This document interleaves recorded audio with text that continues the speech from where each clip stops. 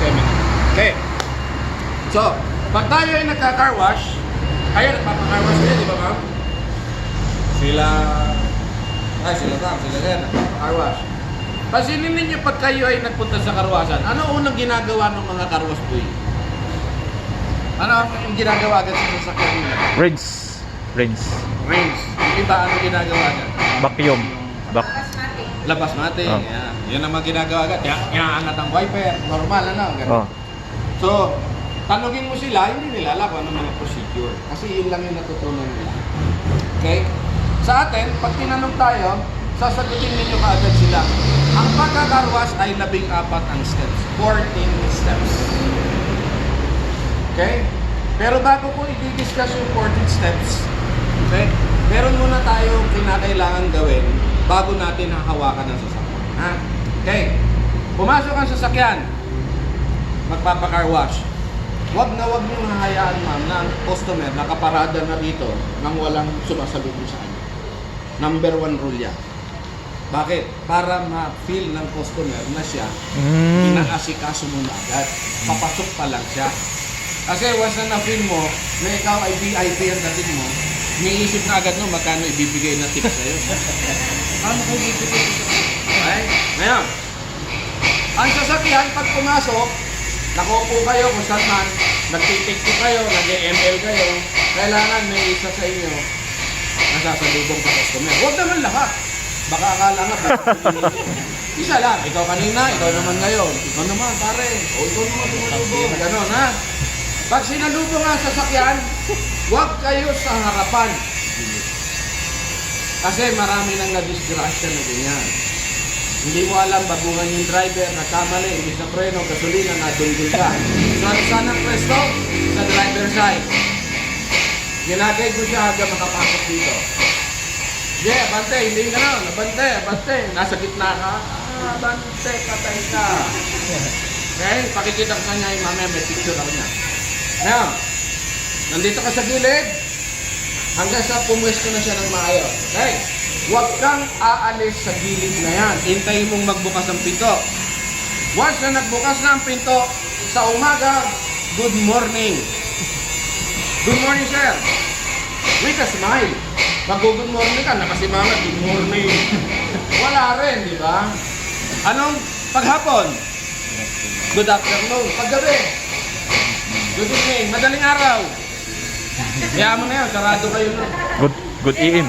Baka 24 hours. Napaka-importante nun. Yung maliit na gesture na yon na nag-greet ka sa customer mo, malaki impact na agad nun. Walang gumagawa nun. Kaya paglabas pa lang ng customer, iba na ang dating dito sa inyo. Happy Wheels nga. Kaya nakikita ka. Okay? Ngayon, huwag ninyong i-expect na yung customer mag-greet back sa'yo. Minsan kasi umalis ng bahay kasi inaway ng asawa, magpakarwas na lang ako. Mainit na ulo. Good morning, sir. Pakailan ko sa'yo. Hayaan nyo lang. Basta tayo ginawa natin yung atin, nakangiti tayo.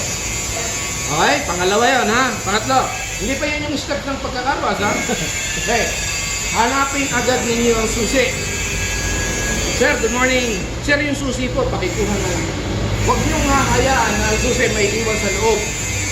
Kasi pag nag-start tayo magpuna sa loob, mamaya malaki yung pinto, problemang malaki yun. Okay, walang dalang duplicate. Nabalitaan, tinraining ko kayo. Marami ang followers eh. Uy, tinraining yung Happy Wheels. Dayuhin natin. Magagaling maglinis yung mga yun. Ay, Tagalaon yun. Oh. Ay, tapos hindi mo hinihili susa eh. Nailak mo dito ngayon. Ay, gagawin natin. Ay, inululuwas yung laon niya para kunin ng duplicate ng sasakyan. Nadali tayo, ano? So, importante, tanungin niyo yung susi. Kailangan dala ng customer pagbaba. Okay? Next. Bikaharap doon ng customer. O, susi, nasa kanya na ika. Tanungin mo agad kung ano yung gagawin sa sasakyan. Sir, ano po gagawin natin sa sasakyan? Yan. Sabi niya, car wash. Yan ang papayag na car wash yan. Yung matututunan nyo sa 4 na araw, maraming services yan, nasa 8. isasuggest niyo dapat sa customer niyo yan. At tawag doon, suggestive selling. That is the way, paano palakihin ang kita mo. Car wash lang. Sir, baka gusto mong lagyan natin ng wax. Pagkatapos, kikintab yan, dudulas, tatalbog ang tubig. Matututunan niyo yan. Sir, yung headlight mo, dilaw na. Headlight restore natin, sir. Para maliwanag ang ilaw mo ulit. Sir, ang daming acid rain ng salamin mo. Baka gusto mong, tanggalan natin yan. Nagtatanggal ka rin yan. Lahat nung pwede ninyong i-offer. Parang nabili ka sa Jollibee. Pabili nga ng soft drinks. Ano sasabihin ng counter? Nung babae, doon sa counter. Gusto mo ng pie, gusto mong french fries. Ang dami mong sasabihin sa'yo, mapapahiya ka ngayon. Sige, lagyan mo akong french fries. Hindi pa rin siya titigil doon. Small, medium, large. BFF. Pagagastusin ka niya. Ganon ang business ng car wash. Kung gusto nyo lumaki ang kita ninyo, isuggest nyo lahat yung matututunan ninyo. Hindi yung car wash lang. Masaya ka na ron. Mapepending yung knowledge mo, yung skills mo, yung services mong iba. Pag hindi mo siya sinuggest. O baka gusto mo, sir, back to zero, nagsasanitize kami, meron kami dyan pausok. Tanggal ang bakas yung amoy ng nakalipas mo. Hindi mo na maamoy yung ex mo dyan. Kaya na, kailangan ng bobola kayo eh. Bulaya. Kailangan yung convincing power ninyo malakas. Kaya pilitin nyo kung sino yung magaling sa PR. Kasi isang technique yon para dumami ang income. At the same time, sa inyong mga bata, once na marami kayong sinuggest na mga special services, may extra pa kayo doon. Hindi lang sweldo yung inyong aasahan doon, may extra pa kayo doon. Okay? Sa amin, kalakaran, example, engine, nilinis ang engine, 1,000 presyo sa amin yun. Free car wash, promo. Ang gumagawa niya, binibigyan namin ng 30%. Magkano 30% ng 1,000? 300. Kunyari tutoy ikaw, nakumbisin mo ako. Pinalinis, gusto mong linisin yung makina ko. O sige, ganito. Linisin mo na yan. Pag natapos, magkano na agad sa iyo? 300. 300. Sa maghapon, nakalima ka na nabola mong customer. Magkano pera mo extra? 1.5. Pwede ka na doon sa kumukuti-kutitak mamaya. Wag. Bata ka yan. Ibig sabihin, magkaka-extra pa kayo. Kaya kailangan manggigil kayo na isa-guess sa customer yung mga services na meron kayo. Sa part naman ninyo, malaki rin ang pasok. Okay? Car wash lang. Malungkot ako niyan. Pag car wash lang. Magkano pick up sa inyo, ma'am? Presyuhan? 180. 180. Yun lang ang iiwan ng customer sa'yo, 180. Pero pwede mo siyang suggestan ng ibang bagay. Namalay mo, sa 8 sinuggest mo, 1 or 2 i-avail niya. Malaki yung iiwan sa inyo. Okay? Yun ang technique, ha? Ngayon, nagkasundo na kayo ng customer kung ano yung gagawin sa sasakyan niya. Huwag mo siya paalisin. Huwag mo muna siya paakyat doon, ha? Mabilis mong ikutin ang sasakyan at i-check ninyo kung ano yung mga sira ng sasakyan na yan. May gasgas, may kuping, mayroong basag. Sasabihin mo sa kanya yun. Sir, may gasgas po tayo rito, sir, ha? Sir, may basag ka dito, ha? Sir, may dent ka dito. Bakit? Para maiwasan natin na sa inyo ibintang yung sira ng sasakyan na yan. Marami kasing lokong customer din. Especially pag kayo ay bago at marami kayong kalaban. Baka magpadala yan ng sugo, yung tinatawag na sugo ko. Pare, may bago doon, kakalabanin tayo. Puntahan mo ngayon, gawa ka ng issue doon. So pumunta siya doon, may gasgas ng kapraso yung kanyang pintuan, nagpakarwa sa'yo. Hindi mo chinek. Nung natapos ngayon, eto, sasabihin niya, Tutoy, bakit may gasgas dito? Ano sasabihin mo ngayon? Ano sasabihin niyo? May CCTV. Kine-claim niya. Bakit may gasgas dito? Kanina, wala yan. Nung nagpunta ko. Ano sasabihin? Meron na yan, sir. Hindi, kanina wala yan. Nga. Ipipilit niya yun. Nga. Ipopost ko kayo sa Facebook. Nga. Pero kung kayo, iniikot niyo yan, may plano man siya, naharang niyo na. Okay? Huwag niyo kakalimutan yan. Pag kinalimutan niyo yung binibigay kong tip na yan, dadating ang isang araw pag na-encounter niyo yan, naaalala niyo itong oras na to na tinuturo ko sa inyo na ikutin niyo yung sasakyan. Okay? Klaro? Next. Sir, pati sa mating. Ito. Mating kayo dati. Bakit wala yung mating ko dito? Abo, meron tayong technique dyan para yung mating ninyo hindi nyo makakalimutan. Kasi sakit ng karwas yan, nakakalimutan, dumadami ang karwas. Dumadami yung koleksyon ninyo. May kasi nga merong sistema dapat. Okay? So, nagkasundo na, na-check mo na yung sasakyan, saka mo ngayon dalhin ng customer. Sige po sir, ako na po bahala sa sasakyan nyo. Doon po yung waiting area namin sa taas, may libreng masahe po doon. Kung ano man yung i-offer ninyo. Okay ha? O, kung halimbawa wala kayong waiting area, sige sir, Free barako. labas lang po kayo dyan, aba kayo ng jeep, papuntang Jollibee, doon kayo mag-abang. Basta kung saan dapat siya mag-iintay. Huwag niyo siyang hayaan dito. Okay? Yung pakiramdam ng customer na yun, asikaso mo siya. Habang kinakarwas mo yung sasakyan niya, iniisip niya na may extra pa ba akong pera dito? Dagdag sa tigdini sa bata na yun. May asikaso yun. Diba? Ngayon, kung ang customer naman ayaw pumunta ron, huwag mong pilitin, sinabi ng dundi. Huwag mong hayaan na gano'n. Okay lang, choice niya yun. Pero at least sa part mo, sir, sige po, doon na po kayo. Ako na po bahala sa sasakyan. Pero kasi customer, gusto niya, pinapanood ko yan. Paikot-ikot yan ganyan. Paturo-turo pa yun, iba. Okay, magagalit doon sa mga ganon. Marunong pa sa akin to. Ikaw na kaya magtaruhan. Huwag ano, hayaan nyo lang sila, ha? Hayaan nyo lang. Basta ikaw, gagawin mo kung ano yung procedure. Okay? Baka naman kayo nakikinig lang sa kwento ko, hindi nyo sinusulat, ha? Buti mo, wala nga bakante. Meron dito? Naka-video. Okay, CCTV. O, ngayon, pupunta na ako sa steps. Yung 14. Step 1. Ang unang nililinis ay mga pedals. Pedals. Yung gasolina, yung preno, yung clutch. Yung inaapakan natin. Nililinis yun. Kasama yun. Sa loob, sir. Sa loob. Walang gumagawa nun. Kung puro lupa yung puro putik yung ikakarwas nila yung sasakyan mo, pagsakay mo, puro putik pa rin yun. Tama? Wala nagawa nun. Okay, so anong ginagamit? Ang gagamitin, kung sino yung ma-assign sa paglilinis ng step 1, dala niya yung brush na panlaba, dala niya yung degreaser, at dala niya yung isang basahan. Okay? Para klaro. So kung ikaw ang na-assign doon, Yeah, English na ito, kaya? na to, ha? Basahan. Basahan, degreaser, brush panlaba.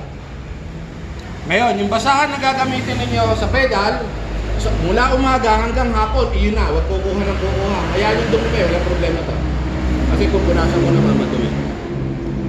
Okay, klaro tayo sa step 1? Yes, sir. Step 2, susunod na lilinisin. Gas tank cover. Yung binubuksan na maliit na pinto pag magkakarga ng gasolina, binubuksan nyo, nandun lahat ang dumi, naiiwan nyo. Hindi na rin ginagalaw yun sa ibang karwasa. Okay? So, ano ang bitbit ko pag lilinisin mo yan? Degreaser ulit. Paintbrush.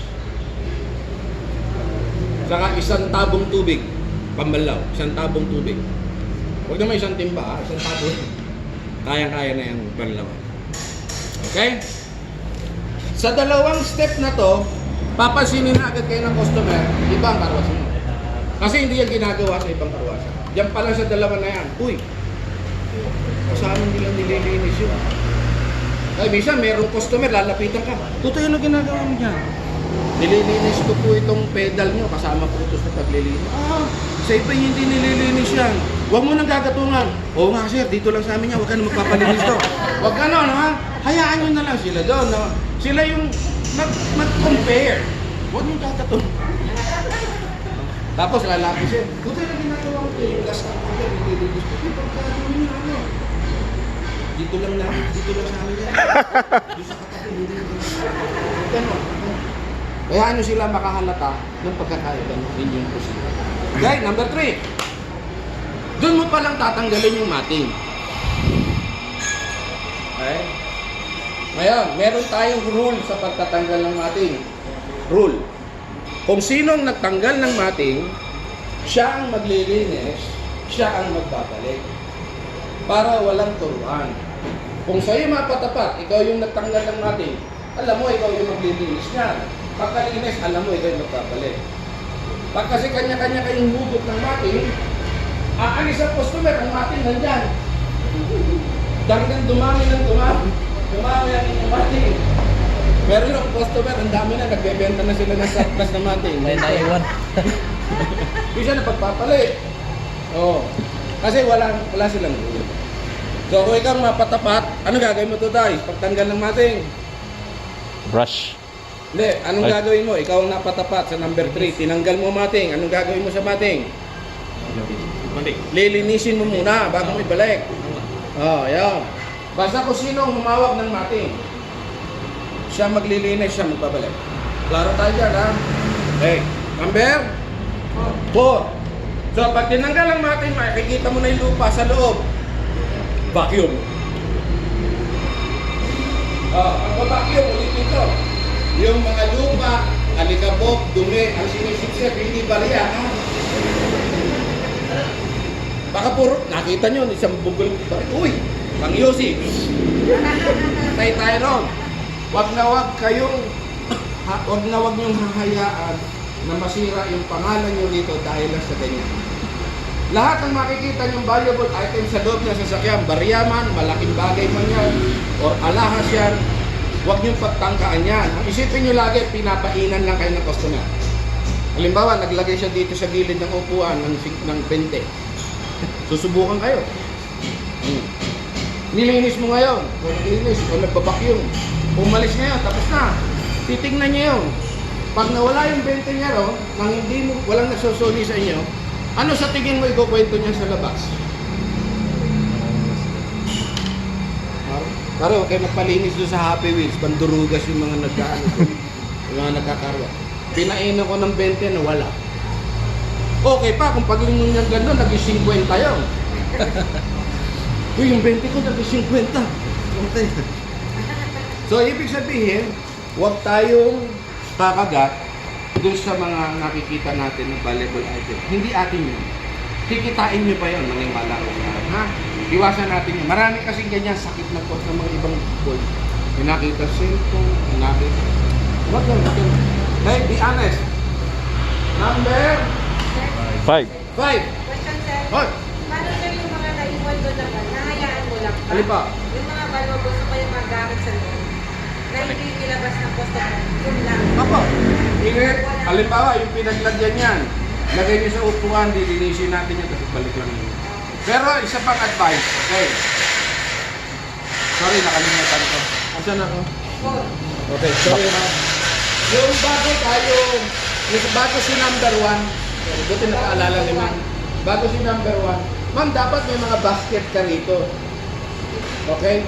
Lahat ng laman ng sasakyan, ilalabas niyo, ilalagay niyo doon.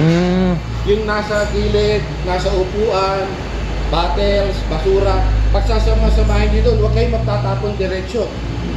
Okay? And then pag natapos sa kanyo ngayon, bitbitin niya sa customer. Sir, alin po dito yung ibabalik at itatapon. Kasi minsan, maliit na papel, nagbabacuum ka, tinapon mo, nung pala importante. Nung pala, ano yun, binigay na cellphone number nung kabit niya. Eh di nakalimutan niya yung contact niya. Makakaaway. Ay ha? Okay? So number? 5. Sunkiss ka na yun. Sunkiss. I-sprayan natin yung salamin para lilinisin natin yung salamin ng sasakyan. Right? And then number 6, Hydra. Si Hydra, may sariling basahan na yung kulay blue. Maliit to, maliit lang yung size nito. Yan, ha? Ayan si Hydra. Huwag kayong gagamit ng malaking basahan kay Hydra. Microfiber din, pero maliit na size. Okay? Para matipid. Madali mo siyang mai-spray, maipunas mo ng maayos to. Kapag yung isa yung ganito malaki, ang dami niya kakainin. Bibili kayo niyan. Okay lang din, naubos lang ubos yung ganyan nyo para si ma'am, bili ng bili sa akin, matutuwa ako. Right? Yan, para dyan sa ma'am. So, number 6, hanggang number 1, mula number 1, kung papansin niyo, tinira natin puro loob. May purpose yan, bakit inuna loob? Kasi baka may magtanong na customer, Tutoy, ba't inuuna mo loob? Doon sa pinagkakarwasan ko, inuuna labas. Bakit sa tingin ninyo unahin natin ang loob? Para masarap. Para? Masarap yung mga Okay, impact. At bakit uunahin ang loob? Yan. Iba, inuuna labas. Ay, dalawa ang sagot ha. Pag may nagtanong, kailangan masasagot yung customer nyo. Okay, inuuna natin ang loob. Kasi number 1, pagpasok ng customer, galing sa initan yan, mainit ang pintura. Hindi yan pwedeng binabasa agad. Okay, makaka-apekto yan sa performance ng kanyang pintura. Para mag-cool down, gagawin natin yung loob muna na 1 to 6. Right? And then pangalawa, imagine mo kung uunahin kong linisin ang labas. Pagkatapos, saka ngayon ako maglilinis ng loob, kukunin ko ang mating magpapagpapag ko dyan, kaangat na naman ng alikabok. Didikit lang sa sasakyan niya. Kaya uunahin ko yung loob. Right? Oh. Ngayon, after number 6, mula 7 hanggang 14, puro labas na yan. Number 7, water wash. Yan yung bubugahan mo ngayon ng tubig yung sasakyan. Para matanggal mo yung alikabok at yung mga lupa na nakadikit sa pintura. Hindi para basain siya, ha? Yung iba kasi binimusikal lang, masabi lang na nabasa. Hindi yun. Kailangan maayos ang pagbubuga ng tubig para matanggal natin yung lupa at alikabok na nakadikit. Alright, yun ang number 7, water wash. Number 8, lower part, gulong at rim. Yan. Dito ngayon papasok itong timba na to. Ito yung gagamitin ninyo Wheels. pag maglilinis na kayo ng gulong, rim at lower part. Number 8 procedure to. Okay? Ano laman ito? Lalagyan mo to ng tubig at saka shampoo. Mamaya, turo namin sa inyo yung timpla. Hanggang dito lang tubig ha. Huwag marami. Mababa sa kalate. 1 Okay? quart. Tapos, ang laban niya sa loob, 4. Yung kulay orange, na pangkuskus, ito ay dedicated para sa gulong ha, at saka para sa lower parts. Huwag niyong gagamitin ito na pangkuskus sa katawan ng sasakyan. Bakit? Kasi kakain ito ng lupa. Pag ang basahan mo, maraming lupa na yan at kinuskus mo sa pintura, magagasgas mo yung pintura. Kaya siya, panggulong lang. Okay? Sunod, meron kang brush na panlaba. Ito yung pangkuskus natin sa Rim. gilid ng gulong. Ah. Okay ha? And then, meron tayong rim brush. Ito yung para sa loob ng rim. Kahit paano mabawasan natin yung dumi na nasa loob. Ha? And then, meron tayong detailing brush. Ito yung ikinukuskus natin sa mga tornilyo. Kasi kung hindi mo kukuskusin yung tornilyo, may ipon ng dumi to. So, yun ang laman ng timba natin pang wheels. Right? Next, number? 9. Nakadugdug sa tubig. Ako, mababa. Dapat ito, naka-prepare na to bago dumating ang customer. Hindi yung pagdating ng customer sa kanyang pa i-prepare. May laman na yan. Naka-packet mode. Pag natapos yung gamitin to sa customer A, may bagong customer, tapon nyo yung tubig na marumi na. Palitan nyo ng bago. Kasi yung ibang karwasan, maghapon, yun ang gagamitin nila. Dadagdagan lang nila ng shampoo, dadagdagan ng tubig, kulay brown na yung tubig. Kaya ang kamay ng mga karwas boy, puro alip nga. Okay? Ako, lagi ko sample dyan. Tatayo ako sa loob ng batya. Alam niyo yung batya? Maliligo ako. Maghihilod ako. Magsashampoo, magsasabon, magpapalaw. Ngayon, yung tubig na naipo ko doon, gusto mo ipaligo ko rin sa'yo? Ganon din ang customer. Yung ginamit mo sa isang customer, huwag mong gagamitin sa kanya. Okay? Klaro ha? Magtitimpla ng panibago sa bagong customer na padating. Number 9. 9. Magsha-shampoo na ng sasakyan, ng katawan. Shampoo. Lagay niyo dyan. Shampoo ng katawan. Okay, ngayon, dito ngayon papasok yung dalawang timbang mo ngayon. Malaman ito, tubig lang, tig kalahati. Right? Ang basahan na pang shampoo, kulay blue.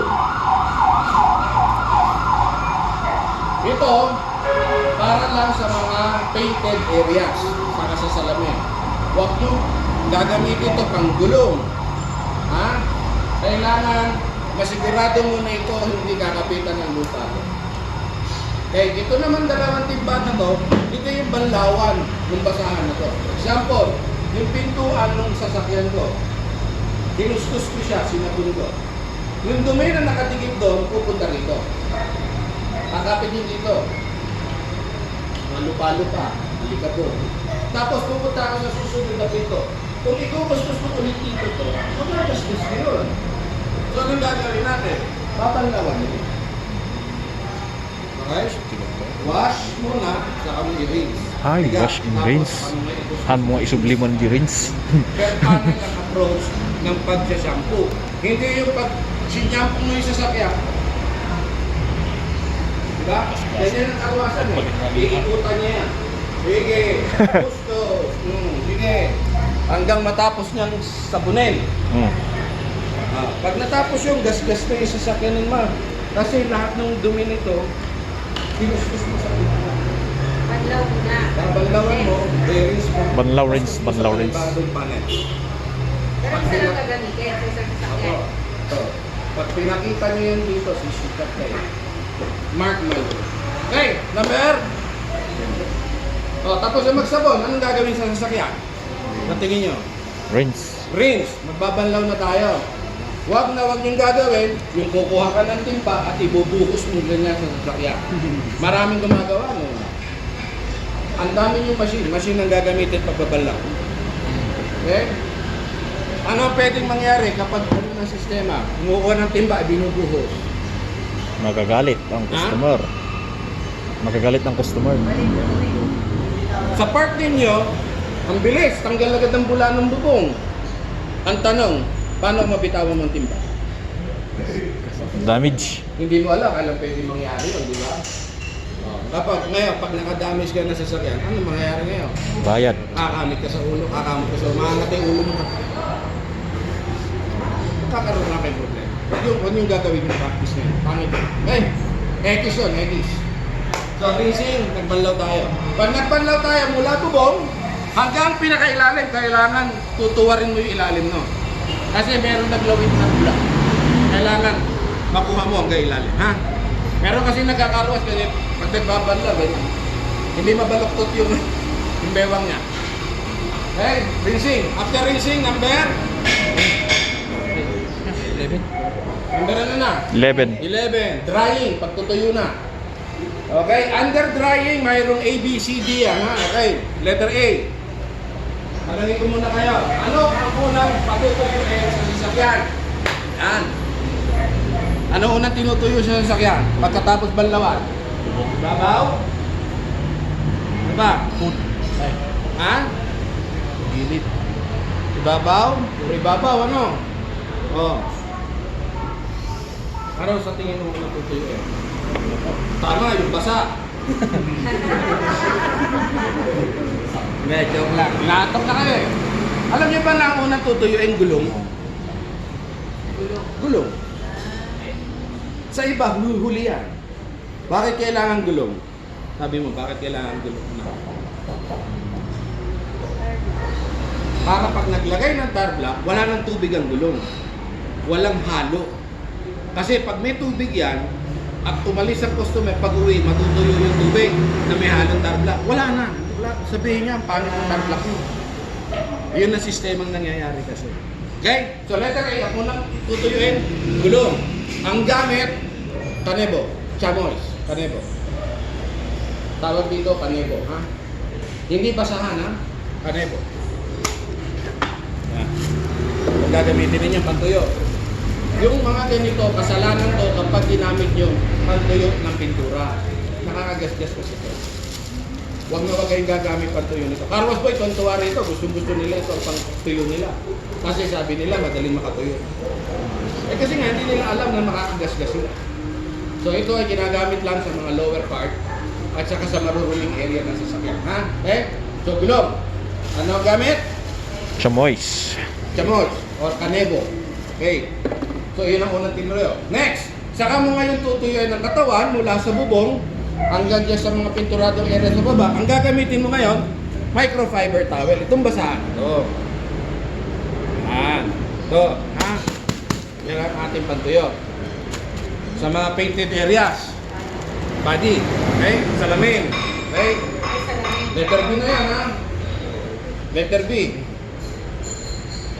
Katawan, nilagay ko na, body. Okay. Letter C. Yung may hawak ng kanebo, ang susunod mong tutuyuin, bubuksan mo yung 6 na pinto ng sasakyan. Bakit naging 6? Ilan ba pinto na sasakyan? Sabi niya. Apat. Ba't naging Baka ano? 6? Likod? Hood. Ay, 5. Huwag kayong magpapalis ng customer na hindi nyo binuksan yung mga yan. Kasi nandun yung mga dumi, may mga bula pa yon. So ano yung pangkukuskus natin sa mga gilid niyan? Kanebo ulit.